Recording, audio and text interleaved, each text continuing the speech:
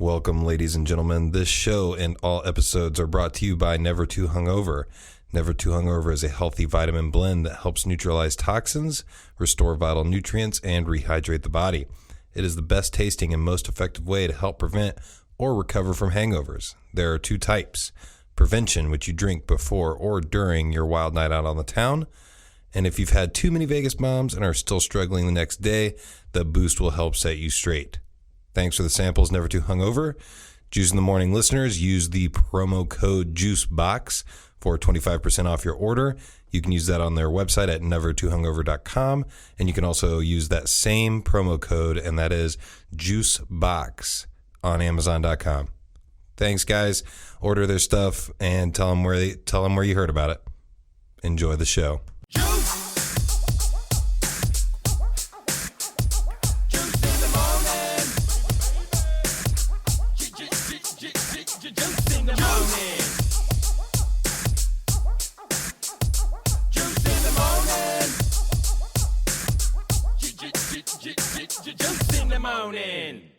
Welcome to Juice in the Morning podcast. This is your host, Justin Juice Kelly. We are in the Juice Box studio, and welcome back to the show, Zach Scott. How are you doing today, buddy? Well, doing better.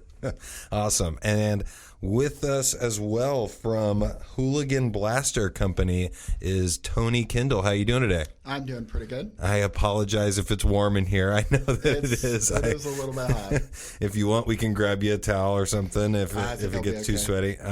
But anyways, I'm working on that because I don't understand why this was the hottest room of the house, but it is. It definitely is. I mean, did you I haven't noticed a vent. There's only one, and it's up on the ceiling up there. So maybe I should have moved everything over to that side. But we're gonna have to deal with it, and we'll get through it. But once again, this is the Juice in the Morning podcast, and we are coming live to you out of the Juice Box.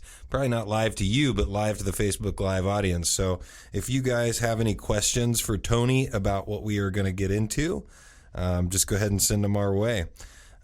First things first, I want to know what it is that you do or explain why you're on the podcast, because I kind of have talked a little bit about it on my Twitter, saying that I was going to have somebody here to shoot some modified Nerf guns. Mm-hmm. So I want to know kind of like what it is we're going to be talking about.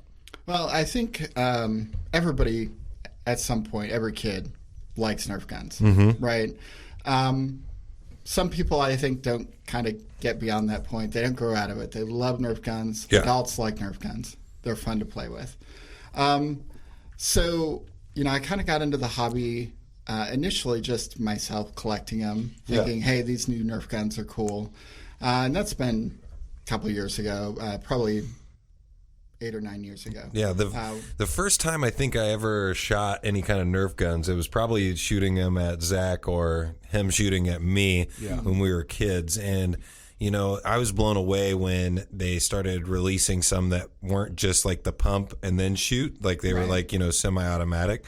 So I just remember being really in love with them, but I never bought them because to me, I know that, they're not that expensive, but as kids, we didn't really have a whole lot of extras bought for us. Right. Yeah, I was kind of that way too. And I think that's why I really kind of got into it as an adult, is that I wanted to kind of, have something that I could play with that, was not super childish, but, a little bit there. Yeah. But, I'm mechanically minded. Mm-hmm. I always wanted, better, faster. I had a Nerf gun when I was maybe 12 years old. Yeah. And I took it apart and learned how it worked and, managed to clip some parts on it. It was a old ball blaster. You revved it up and you pulled the trigger and it would fire one ball with like this big flywheel. It's called a ripsaw. Okay. And I think I remember that one. So I... being innovative, I was like, I wanted to fire all 3 balls in here, like rapid fire. So I got in there, and there's a little piece of plastic that when you pull the trigger, it was at the top of the trigger, and it would stop the next ball from coming down. And I'm like, that's simple. Take it was just like the saw on a Swiss Army knife, and I cut it off. Oh, and, wow. Revved it up really hard, pulled the trigger, and it just lit up my brother, and it was like the best feeling ever. Mm-hmm. And I think that I carried that over Yeah. like into the kind of Nerf modification, kind of the thought process. And the like satisfaction you probably got from it actually working, I think is probably a really big thing, because, whenever I've tried to do anything with building, or for example, I had taken my stereo out of my car to the Cadillac I got was literally the year before they started making Bluetooth standard in cars. So I didn't even have an aux cord, because once again, somehow the car I got didn't have any of those features. So I Googled how to put an aux cord in my car, and tons of videos on how to do it. And I know it's a very simple thing, but for me to be able to take my stereo out, strip some wires, splice some wires together, and be able to put an aux cord in my car. Once I got done, I was like, man, I am all that is man right now. like I am master of my own destiny. Exactly. Like Definitely. I was super pumped, and I think that is kind of a feeling that we chase with a lot of those things. Oh, yeah, and I think that's definitely where I come from, too. With the newer blasters, I think it was the N-Strike line that came out. I want to say it was 2007, 2008. Might have been later than that. Yeah. But there was a very simple revolver called a Maverick. And I've seen that, actually. so me and my brother each got one, because we wanted to run around and shoot each other with Nerf guns. As adults, Yeah, 27, absolutely. 28 years old, we're like, heck with it, we're going to do it. Oh, yeah. So naturally, it kind of escalated. I wanted mine to shoot farther, so I started taking it apart and seeing what I could do with it. And honest truth, I ruined the first one. I had to go out and buy a second one, learning from my mistakes, Yeah. put it together. And it was really just taking like those restrictors to prevent the airflow from going like too hard. Yeah. So, And so the main thing with that is like you were trying to get it to just shoot harder, right? To start with. Okay. yeah, and I think that sentiment comes across like the modification community a lot. It's just people that want to play with Nerf guns, that want better performance out of them. Oh, yeah. So they take it upon themselves to do it. Maybe I want to say like 5 years ago, I started looking into it more on YouTube. Yeah. And started finding videos, started seeing videos of members of the YouTube community, YouTube Nerf community. Like there's two big ones that I can think of. One goes by Coop772, and one goes by Drac. Okay. And they were, not going to lie, a good inspiration for me, because they did some really interesting like custom modifications. Like the blasters I've shown you are really simple by comparison. They're cutting and using like epoxy putty to put two blasters together and stuff like that. And I've done the same thing, but I mean, it's really inspiring, like looking at what they've done. Yeah. And I think we're Almost like on maybe a creative level, like right. because anybody can, and not anybody, that's a dumb way of saying it. There's a lot of people that probably have that engineering mindset on how to make something shoot harder, but then there's a creativity side of it as well, because there's wanting it to look a certain way or to be cosmetically different, and I have a feeling that's probably a big part of it as well for those people that are into it. Because when I think of like my stepdad, I think that my ex stepdad, I don't know, that's a weird way to say it, but anyways, there's another story there. But I think people like his mindset, with that engineering mindset, that don't seem to like be super creative. Like they're only about problem solving. They're not trying to be creative with and use that intelligence to, because I couldn't take apart one of those things and actually make it better. I would break it, and then I would have to buy another one, like you were talking about. Right. Just because I don't think a lot. I think very with problem solving. I think thinking. I don't know. I'm trying to think of how I say it, but anyways, I just think that it's an interesting thing that you are watching somebody else to kind of give you some creative, I guess, inspiration.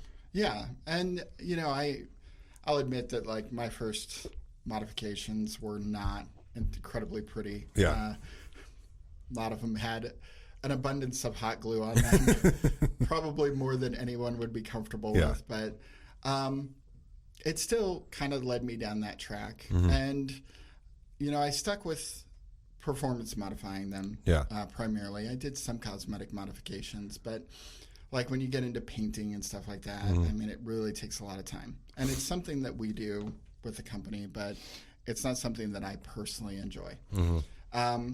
But still watching them do it,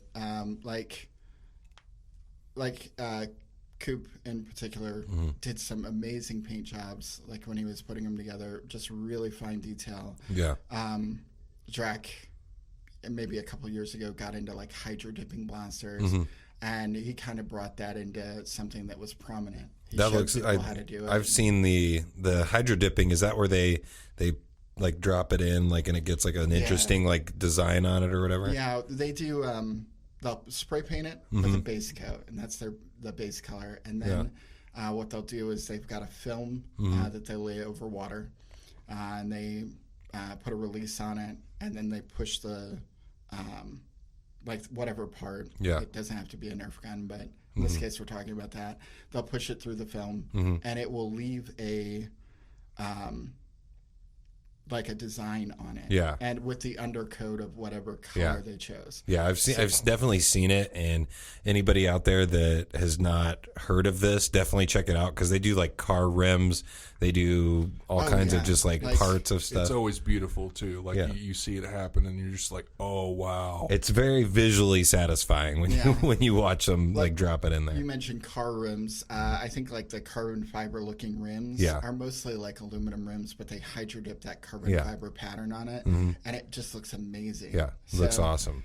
But yeah, it's the same kind of film that you would use. Like people use it for firearms, for automotive parts. Yeah, and I mean we pick up the same type of rolls and do it in Nerf guns, and it turns out great. Yeah.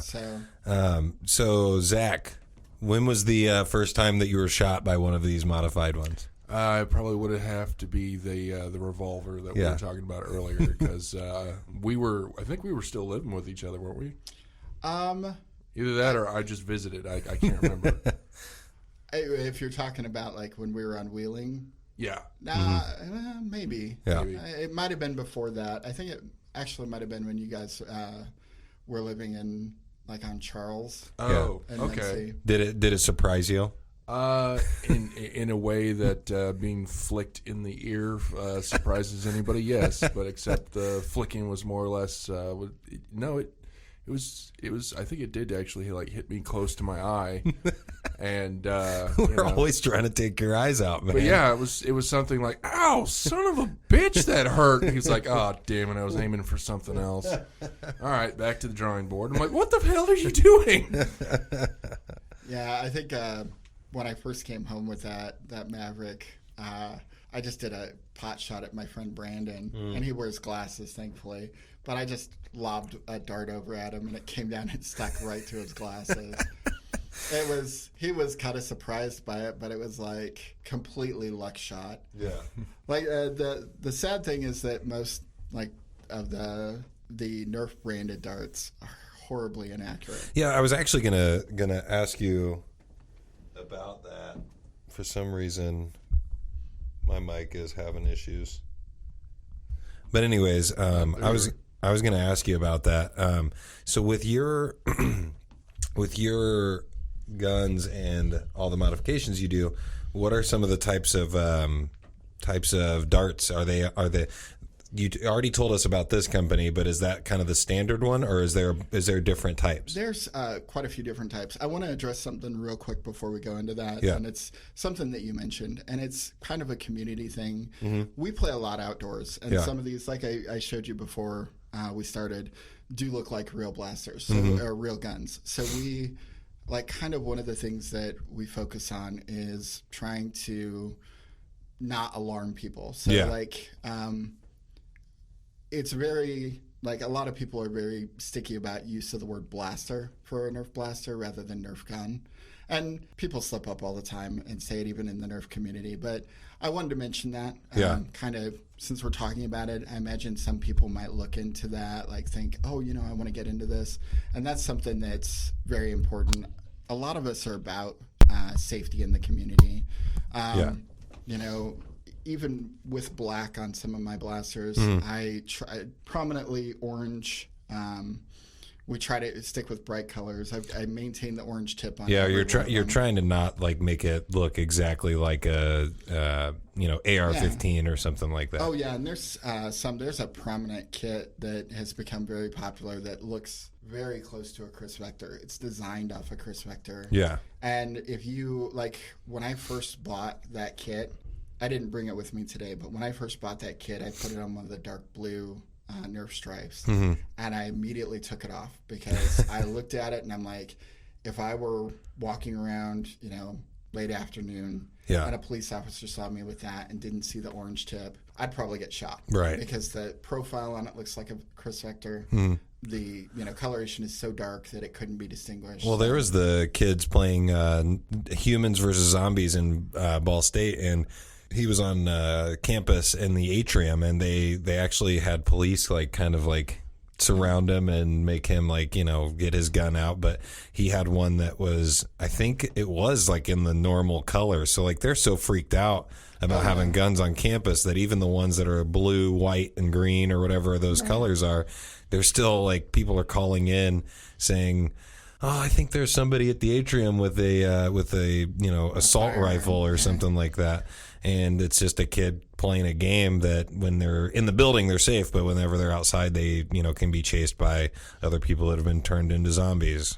Yeah, definitely. And, it's something I think, I definitely wanted to address because with Safety Week, a lot of people, you look online, people will present blasters that they've made and they'll be completely black. Yeah. And then they'll put one of those realistic cosmetic kits on there. They'll take off or they'll put a black flash hider on it. Yeah. And from a distance, you wouldn't be able to tell the difference. Yeah, absolutely.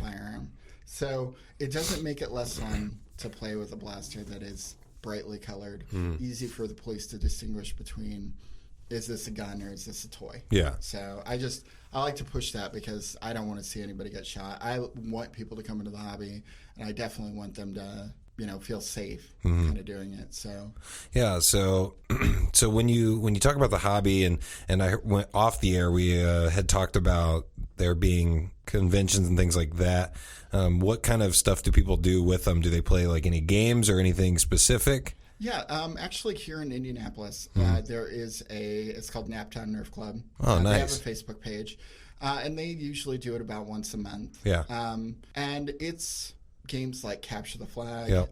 Really, when you think about Nerf, it's going to be almost identical to what you would do with paintball or airsoft. Okay. The primary difference is that Nerf has a lower price point for the entry level. Yeah. I mean, you can go out and buy a $30, $40, $50 Nerf gun and still be able to somewhat compete at these. You are going to get outperformed by people who put more money into it, but that's with any of those hobbies. Yeah, absolutely. So when you get to that point, I mean, even with maybe $50 in modifications on a $50 blaster, you can get to the point where you're competing relatively well. At that point, you're starting to look at darts to try to see which darts are going to perform better. So, with that, it's still the same type of games. Capture the Flag, just like the kind of deathmatch thing where you go in there. There's different rule sets for it. Primarily, I think we do 315, which means you get 3 lives. Yeah. And in between each live, you have to raise your hand and count to 15. Okay. And then you can come back in. Nice. And sometimes they'll do that. You have to do that from a certain point. They'll do that sometimes with Capture the Flag, where you don't have a limited number of lives, but you got to go back to the spawn point, start from there, and come back in. You may have to count how many you want to do. I was almost sneezing. I apologize. No problem. You might have to count before you come in or something like that. And every game they'll give you kind of a rule set for it, but it's all sorts of just fun games. I know Zach went to one this last summer. I think it was actually spring. Yeah. We went out to one. So what did you think about going to it? Oh my God! I kind of wished I wasn't a smoker, and 2, I wished that my stamina was a little bit better because, I was like, okay, I'll go out there and go have some fun, shoot some darts. And then I went fully into it. Like I'm like it's so hard for a giant to one be stealthy, a little and bit of two, a target, just a and little two, bit. you know, compete with the rest of these people. But I did see one guy, like he was like, you know, maybe about 6-ish feet. Yeah. And the entire time he was just he had like a really big gun, and then he was just walking around like the Terminator and just blowing people away. Like he had no expressions on his face whatsoever. And then he was also just carrying a bag, and the bag had nothing but magazine clips in it. Oh yeah. And it was just like competing with that guy was hard. We get real serious about it. It's funny.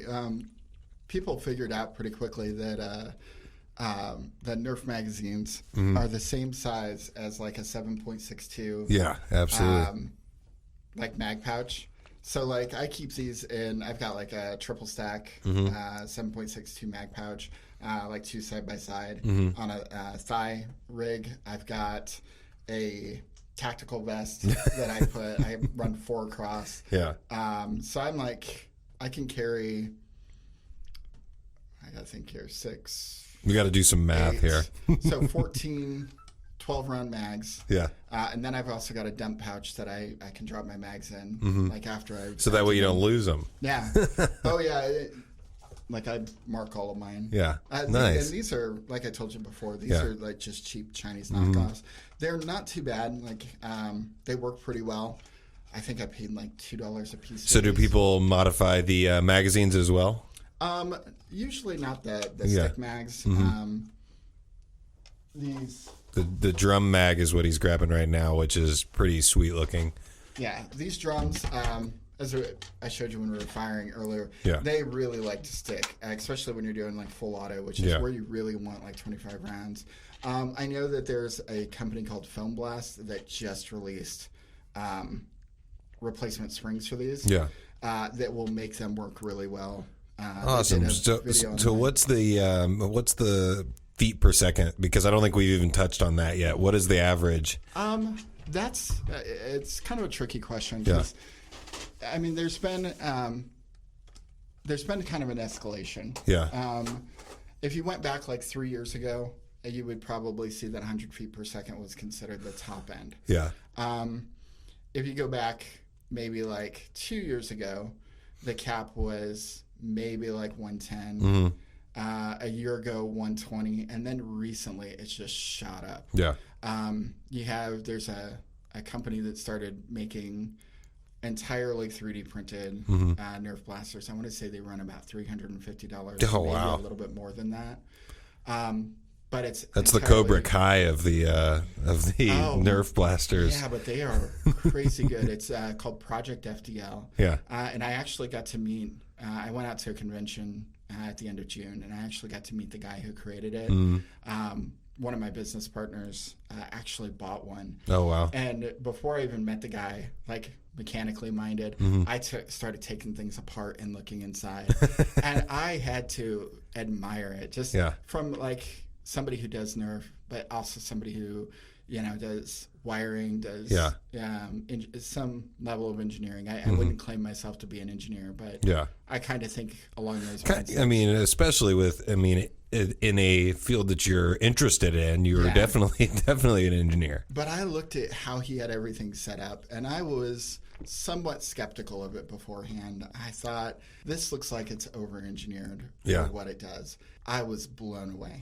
I completely, just taking it apart, completely changed my opinion of Blaster, because it is, I would say, definitely worth the $350. We did, the convention we went to is called End War. FoamCon and End War. End War is the HVZ, Humans vs. Zombies part of it. And he, of course, designing these things, him and his family members, people who played around him that had bought one, were all running with these things. And then, of course, my business partner was as well. Yeah. And they actually had to dial them down, because these are these are blasters that top out at 180 feet per second. Oh, wow. Last I've heard. He's constantly doing upgrades on them. So what besides just these, what's the highest that you've seen? Highest feet per second? We have hit, this is the Hooligan Riot Cage we've hit with stock Nerf darts. I've hit 170 feet per second with this, which is pretty awesome. Are you going to feel that, Justin? They capped End War at, I want to say it was 130 feet Yeah. per second. Wow. So you couldn't go above it. And the complaint from the community, because things have escalated to that point, was that any other time people are like, how am I going to hit 130 feet per second? Everybody was like, how am I going to stay under 130 feet per second? Because we got to that point with new flywheels, new motors, just all the stuff that have come out for it, the new cages that like we've designed. This is actually designed. We machined them, but this is designed by some people from a group called Open Flywheel Project. And like they're designed, they do 3D printed versions too. But those cages, are hitting. We're probably in the 140 feet per second, and that's like on average, right? Wow. It's easy to hit that at this point. So obviously, they are setting the cap. Are they doing the cap just for safety, obviously? Or is it more of trying to level the field? Yeah. They want people to be able to come and play without feeling like they're way outclassed by other people. Yeah. Which I didn't exactly understand, because humans versus zombies, you're not shooting other people with blasters, you're shooting people without them. But I can completely understand, like, in a normal, like, Nerf war, if somebody wanted to set a cap like that. Because, you could easily, like, entry level has maybe a 70 foot per second. Yeah. With most of, like, the elite blasters. And, we hit, double like that. The higher FPS means dramatically more range. Yeah. And you could hit somebody if you have like a playing field. You could hit somebody across the playing field as opposed to half of the playing field. Oh yeah, definitely. And the sad thing about that is that the FPS on like these flywheel blasters, we don't do a lot with the spring powered blasters. I haven't mentioned yet, but there's a whole community of homemade blasters that is, just dramatically higher. Yeah. Homemade blasters, like we started talking about darts before. Homemade blasters use cut down short darts that are use like foam backer rod and maybe like a washer hot glued to the top. Oh my God. Or like a foam pad with a weight under it. And these blasters, you're talking about 250 FPS up Jesus. to sometimes you'll see videos online of people like it. The class is called NAC. Nerf, it's an abbreviation for Nerf Internet Community. I know for a fact that I saw one of the videos because Zach told me to look up, Nerf modding, and when he said that, I was like, "What are you talking about?" And I thought it was, I don't know why, but I thought of Nerf Herder from Star Wars, and I was like, "What is that? Like, what are you talking about, Nerf modding?" And then I Googled it, and one of the first videos I saw was this guy. And he had like a metal sheet, and he was like shooting a Nerf gun at it and like making dents in this thing. That was like a metal sheet. Oh yeah, like some of the people I've seen, people use like air compressors and air bladders. That's what he was using was an air compressor. I saw there's a video, and I wish I knew where it was, but there's a video online of somebody that's testing a blaster with a double air compressor and a single air. Once I get this studio the way I want it, I'll have like a monitor up there, and we can look it up while we're talking. I think Joe Rogan and a lot of podcasts that are like the big, really popular ones have that kind of stuff, as well as my buddies from the Smugcast. They have a TV that or a monitor at the end of their table and a camera, and they'll just look up YouTube videos or stuff like that while they're talking, and it ends up being pretty interesting. I like to keep my phone out so that I can see what's going on, and I need to get this dual screen action going because that'll, I think, change the game a little bit. But yeah, the homemade ones are just insane. Some of the stuff. The one I was mentioning, the video shows them shooting a guy in the leg, and it immediately swelling up and starting to like, weep blood. I was like, I would have tested that on somebody, not somebody's leg. Bro. Yeah, I was thinking that, but they do like crony testing at like these events. Like even with these, we get cronies out and start checking, blaster performance, and like some of these people are hitting 400 Do people get competitive with it? I'm assuming. Oh yeah, Yeah. yeah, definitely. There's a big Australian community that does that, and there's several people that are escalating into like HPA, kind of getting to that almost paintball level with Nerf guns. Yeah, and it's kind of crazy. Majority of the community though isn't going to go that far. A lot of them are going to go with simple things like this. Because my first thought process when you say they're trying to get to the levels of paintball guns is, in my mind, why aren't they doing that then? Like, and I understand, like, being into the thing that you're doing, right? But like, that's almost like you're taking it too far to the point that you might as well be doing the thing that you're trying to emulate. I don't want to speak for individual people. Yeah, why they absolutely. would go that route, but I think part of it has to do is recoverable ammo. When you're shooting Nerf darts, I brought 50 and we picked them up and we loaded could back keep up going. and kept going, and it wasn't like we're done when we're done. Yeah. Which paintball and airsoft, like paintball, you can't recover.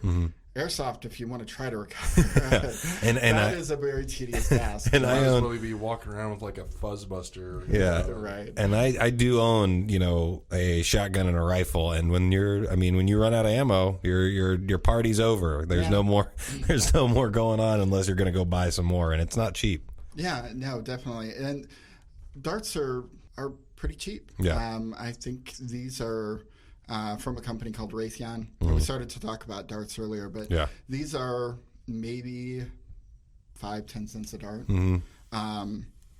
And these are just one type. They have some that look exactly like the Nerf branded ones. So I've got $1 million idea if it doesn't exist already, which it probably does. Do they have whistling darts? Like those screaming footballs? Like, I think that would be awesome because you'd be terrified hearing that coming at you. Like some of the Nerf branded darts whistle. But the problem is that like the Nerf branded darts, the heads have like one hole in the side, which is what kind of makes them whistle. Problem is that it also creates an airfoil, and they're horribly inaccurate. They swerve off course.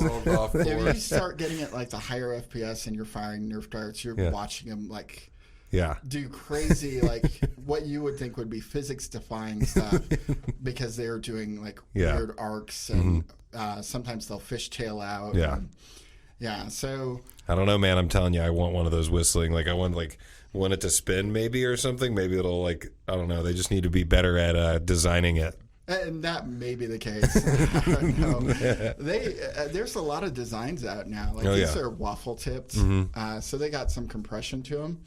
But they're not entirely hard tips. But they do pretty good when it comes to. So with these, then, when you were talking about the accuracy, would you say these are pretty accurate? They are. They're heavier dart. They do lower like FPS. So you're not going to get as much range out of them. But they are more accurate. They don't create like weird airfoils or anything like that. There are some that are like solid tips. In the community, they're kind of called FVJs, full vinyl jacket. Okay. But they're nothing but full vinyl jacket. They are a solid. Sounds kinky. A little bit, but they are a solid vinyl tip. And you get hit with those, it hurts. Like there's no compression at all. Nothing's slowing them down. A lot of games ban them because they're just painful. A lot of people don't buy them anymore. So what's the like with your? I know we wanted to talk more about the hobby, but like, what's the goal with the company? So like, are you selling you said flywheels, or what is it that you guys are mainly working on most of the time? So let me pull this one up here. Okay. So this blaster is like all our design parts. Yeah. We do the flywheels. We got like the cage. Yep. We've got these are. Just Delrin flywheels, and we actually got these on sale for like $10, which is probably one of the lowest prices. I think it's the lowest U.S. price for flywheels. Nice. We got a like limited supply. We wanted to kind of get them out there a little bit more. So, and we're testing like a new shipping process to try to get things out faster because we had a high lead time for a long time. But that was kind of our goal. So these are our basic. Like I said before, these are a prototype. these may not come to production. Yeah, but he's got right now he's showing us a flywheel that's got kind of like knurling? Yeah, and it's hopefully going to get a little bit better grip. You don't hey, want if it works, then you're innovating right there. Yeah, and the thing is that we've kind of tested things that we don't put into production because it just didn't work out. But I think we did like 5 sets of these. Yeah, and we're gonna throw them in a blaster and just see how they work. So, and you talked about 3D printing too. So, how much has that helped you with the Nerf modding process? Well, and that's what I was getting to on here. Oh, okay. All of these parts that are on this, except for this flashlight holder, were all designed by me, and it's all things that we. So those of you listening, he's got like the Picatinny rail on top with a couple of iron looking sights, and those were also. Did you design those up there as well? And then these are designed angled foregrip. Yeah. There's a front end piece and like a flash hider. Yeah. There's so a cap. if you've that's the sound it makes. It's pretty badass. If you guys go to the Facebook page and my Instagram, I will be posting pictures of these blasters because they are pretty sweet looking. So yeah, we designed and we 3D print. This is just one of our kits. We have a bunch of different flash hiders that go on like normal Nerf blasters. Design different cosmetic kits for different Nerf blasters. Just cosmetic attachments. That one has the Picatinny rails as well and the Nerf modulus. So is a goal for the not necessarily the company, but for like just like the hobby end of things? Like do you have like a dream thing that you want to create that you've been working on? We want to make our own blaster. Yeah. Honestly, we've been kind of toying with the design, looking at different things. And is that what the guy that you were talking about does? The world or the war? Was it War Ender? End War. End War. God, sorry. Project FDL guy. Is that what they do? They build their own? Yeah, he does that. His is a little bit different in concept. His still uses like regular Nerf magazines, but he uses like brushless motors.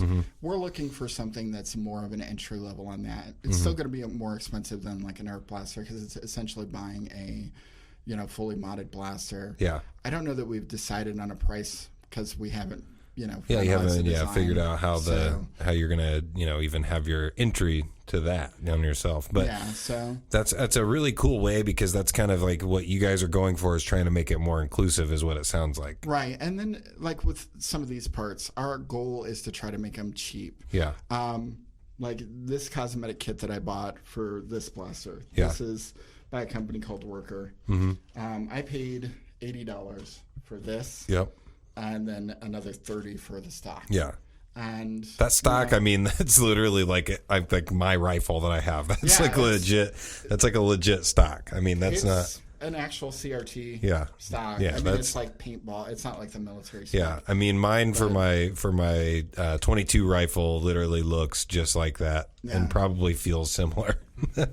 Yeah, $110 for like a full kitted out blaster was a bit more than we really wanted to do. So when we started doing like these kits, we wanted to make them a little bit cheaper. And like the back cap, this, and all this front end cosmetic stuff, we sell that for like $50. And you're making it so basically other people can pick it up and put it on theirs, correct? Yeah, make it pretty easy. I mean, there's a few screws to hold it in place, but primarily it just snaps into place. Nice. There's pins. And it's, when I mentioned Drac before and Coop and doing a lot of the epoxy putty and stuff, they wanted really cool looking blasters, but it takes a lot of work to do that. $50 plus this is maybe a $20 strife. Not counting performance mods, but if you just wanted it to look cool, for $50, you can make it look cool. Yeah, for sure. So, that's, a pretty reasonable thing. And we've been I want to say we're probably the most affordable 3D printed parts company. Yeah. A lot of people do the 3D printed parts, but the big problem with 3D printing is it takes a lot of time. Yeah. A part takes hours to print. This whole kit probably takes us about 20 hours to print. Oh, wow. Jeez. So, It's very time consuming. Yeah. We've got 6 printers at our headquarters in Dayton. And then I've got 2 printers at my house to do prototyping. Yeah. So when I design a part, I print it, make sure everything fits. And then I send it to them and they can start putting it into production. Yeah. So, for that, a lot of people want to charge, quite a bit for the labor time and whatnot. And 3D printing is not too expensive. Yeah. I mean, we still have to make up, some overhead, but it's still quite a bit cheaper than people want to charge for it. Yeah. So our goal when we started it was let's make it as affordable as we can. Let's make it as cost effective as we can. Let people, kind of be able to get into the hobby with a good entry level pricing there. For sure. So we certainly have things like the riot cage is $70. We certainly have parts that are more expensive, but most of the things that you could buy off our store, like this whole blaster, including because it's just got one of the normal 3D printed cages. Yeah. It's got a full auto kit. It's got some upgraded motors. Yeah. Everything included in this blaster, you could probably do for like $110. Okay. So, pretty easily. Yeah. So, I mean, $110 including the blaster itself. A little bit, like a couple YouTube videos to watch how to solder, and you've got a blaster. And there are a lot of tutorials online. When are you gonna build one, Zach? Well, I'll have to work on that after I get some things done that Jill wants to get done first. Oh, I'm sure. Well, if you build the blaster first, you can shoot her with it, and then she'll stop telling you to do things. We'll see how that works. Well, just to kind of close it out, this has been very informative, and I appreciate you taking the time to do it. And to remind everybody, they are Hooligan Blaster Co. or company. Is it? How do you say it? How's your website? Is it hooliganblasterco.com? Hooliganblasterco.com. And then, what is it that you want to get out to? Maybe a final thought to the people about the Nerf modding community, and what would you like to get across? I definitely think that if it's something that you're interested in, I found tons of people that, you start talking to them about Nerf guns, and they're like, "Oh man, I loved Nerf guns as a kid." I think that people enjoy it. Yeah. Zach came out, had a ton of fun. It's just something that you can really walk into. The community is really welcoming. If you want to go to an event, you can find them pretty easily online, on Facebook, things like that. Yeah. And even if you don't have a Nerf gun, show up to one. There's loaner blasters. People there, I have multiple blasters when I come to a Nerf event. I am more than happy if somebody says, I don't have a good blaster. I'll be like, here, use one of these. One of the first wars I came to in the Indy area was out at a park. Yeah. And when I came to that Nerf war, I went before I had a little bit of extra cash. Before I went to the war, I picked up 7. They're not Nerf branded, but they're Busby Sentinels. Yeah. And they're great out of the box, right? And I handed them out because I was like, they're $9 a piece. Exactly. I can hand them to people and they can have fun with them. And That's awesome. Take it home, have fun with it. Yeah. And it got people into the hobby. That's awesome. Hell yeah. There's always somebody there that'll loan you something. Don't be afraid. Just come out, have fun. Awesome. So what's one of the next events that you're looking forward to? I want to say it's now I got to think here. I think it's August 26th. Okay. There is a Naptown Nerf War. I don't know if I'm going to be able to make it to that one. The Naptown Nerf Club does it once a month. If you're in the Cincinnati area or want to travel there, I want to say they do it weekly. Yeah. That's crazy. So every week there's something going on. Nice. So it's Kane Nerf Club, but there are many Facebook groups. Evan B. Nerf, if you look it up on Facebook, is one of the most welcoming groups. Got 1,000 members. If you join it, you ask to join, you'll get accepted. And if you join it and just post, hey, I'm looking for a Nerf club in my area, you'll get tons of people raising their hand, being like, "Oh yeah, you want to go to these people." Yeah, nice. So it sounds like it's a very inclusive community, and it sounds like it's a really good time. Once again, thank you for joining me, Tony. I appreciate it. And Zach, it was awesome. I know that I asked you a few questions, but I would like to get maybe your final thought on your experience with the Nerf modding. Oh man, I've been shot at a lot. So as a living target, I can tell you that these things will just make you want to start building immediately because, damn. And then when you're actually like out there fighting and having a great time, I mean, it's just a wonderful experience. Yeah, absolutely. And I definitely need to next time we are together and talking about this, we should possibly go out and check it out. Oh yeah. Once again, thank you for listening to the Juice in the Morning podcast.